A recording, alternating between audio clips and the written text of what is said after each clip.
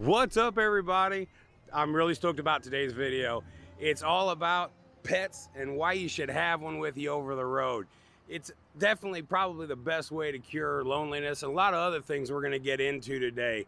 Let's get started. I'm John with Translines Inc. and this is OTR Survival. Oh yeah, it's on. Let's go! If you are watching this show, that means you want to know how to become a professional. Oh shit! Like me. It's a totally different scenario when you have a pet at home and a pet on the road. When you're at home, you get up, you go to work, you're there 8-10 hours, you come home, you're tired, you're like, hey, what's up, Rocco? You know, play for a little bit, then, you know, shower, eat, bed. Next day, same scenario, second versus the first. When you're on the road with a pet, you're with that pet 24/7, and it ends up developing a bond that is just uncomparable with any other thing. Now, I want to be completely honest here. I used to be that guy that would kind of making fun of the dog lovers, because if you've not experienced it, you really just can't get it. You know, and you'd see these people like, oh, Rocco helps me with my PTSD. I'm like, bullshit. You never heard of Valium and some Prozac? I guarantee you, if I throw a firecracker at you and Rocco, you're both gonna shit your diaper. You know, take some Valium and a Prozac. I throw a firecracker at that, yeah, you take a nap, no problem. You know, it's impossible to understand if you've just never had that kind of bond with a pet before. There's no words that can explain that connection that you have. It's the type of love that you would hope Christ has for you. When I got Misty, I knew right away she was going to be a smaller dog. She was itty bitty, and I had asked, you know, how big a dog will she be? So I kind of knew what to look for to make it the most comfortable for her growing up in a truck. So I want to kind of show you some of the things that I've gotten if you decide that either one, you have a smaller pet, or two, you might want to get one. I want to show you some of the things that I've gotten for her that I've found after many trial and error that work a lot better in a rig. Let's go check those out. So this is one of the very first things that I had gotten for her. She spends 90% of her time in this thing as I spend 90% of my time in that thing. So we're basically side by side all the time. So yeah, that's about as close a bond as you can get. So if you have a smaller pet, or if you're thinking about getting one, I'd highly recommend this particular product. It's made by K&H Pet Products. I'm not sure if you're able to see that. There we go. And I found it on Amazon. It's originally made as a holder for cats. So what I did to make sure it wouldn't fall off was I put some Flex Seal on the actual suction cups, and you could pull the window out before it'll ever actually fall off. So if you get one of these, yeah, just a little bit of Flex Seal on that, let it dry up, and they can jump on it. It's never going to hit the ground. I can safely leave her in that while that door's open for as long as I want. She ain't going to fall out, and that thing ain't going to fall off. So there's that. Okay, the next thing I want to show you is, even though she doesn't use this next product anymore, she won't go in the truck, period. Absolutely refuses. It's got to be outside or she'll bust first. So although she doesn't use them, I do, simply to keep the truck clean. Pee pads. If you will put pee pads on your floor, your truck will always remain clean. If something spills or gets messed up, it's not really a big deal. You roll it up, throw it in the trash, drop another one down, you always have a clean floor. I will generally change these out after every road trip because they get kind of dirty with just her dander and everything else. But it's just a great way to keep your truck clean all the time. And God forbid you do drop a soda or whatever. Who cares? You roll it up, chuck it away, drop down some more. On to the next one. Okay, this is one of my favorites. Let me tell you how many gallons of water I had to roll up and throw in the trash before I finally figured out, hey, there's a better way to do this. This is made by L's Pets. Again, I found this on Amazon, and it's a spill-proof water container. I wish to God it hadn't taken me as long to find this as it did.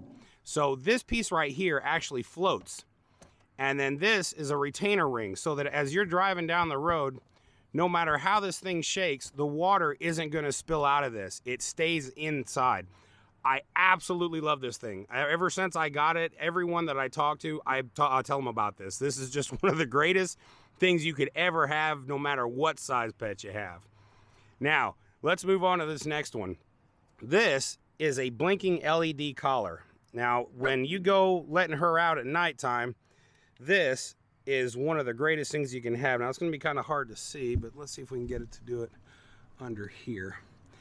If you can tell, okay, so if I can't see that collar blinking, I know that she's gone too far, and I call her back, which moves us on to the next product, which is very similar. I generally put both of them on her, and that's this one. Now, this may look like a torture device, but it is not. I mean, I guess it could be, but there's no way I would.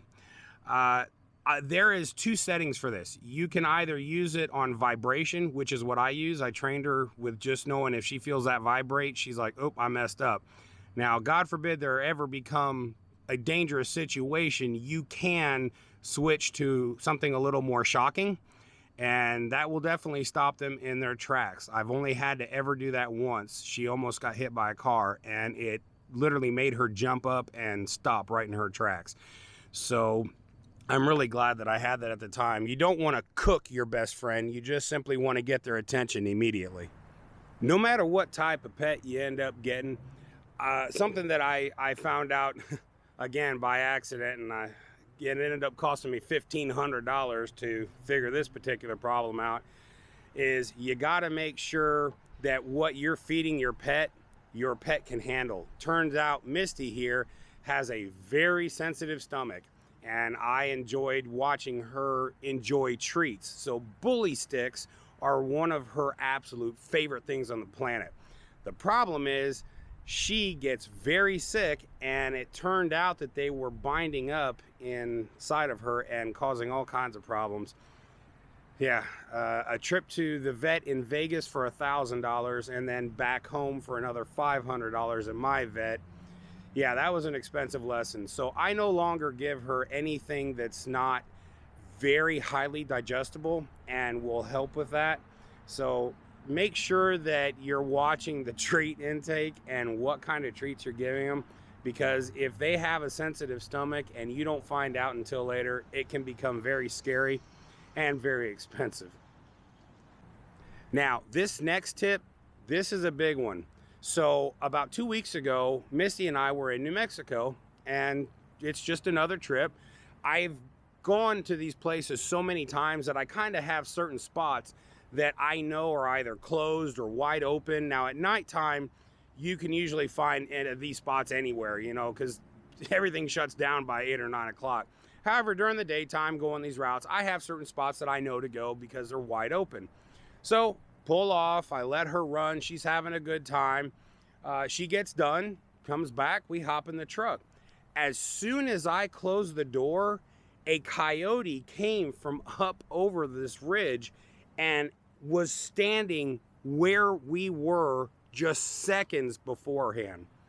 It absolutely, I mean, I'm getting cold chills now just thinking about this. It was terrifying. Had we, I mean, just a few seconds, had we have waited, I don't know what the situation would have been. Whether her and I, regardless, it would have been disastrous. And so I am very hyper vigilant now that before I pull her out of that truck, if I can't see far enough around where I know she's going to be running, I won't let her out anymore. Or at least not without some kind of a leash or something, which I hate to do because she has never used a leash. I trained her on that remote collar with the vibration, so I really hate to do that. But if I can't scan the entire area, I won't let her out and just roam around anymore. Also, at the end of the night, if you can, sometimes after 11 hours, you don't have any more energy left. But if I have even an ounce left, when I stop for the night, I like to kind of see if I can just let her run around and get some of that energy out.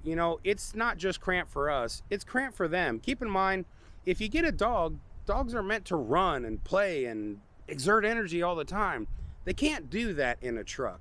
So anytime I get an opportunity, especially at night at the end of the day, I want to let her run and have some fun and just kind of relax, so that when we do go to bed, she's tired too. She had a chance to kind of expel some of that energy.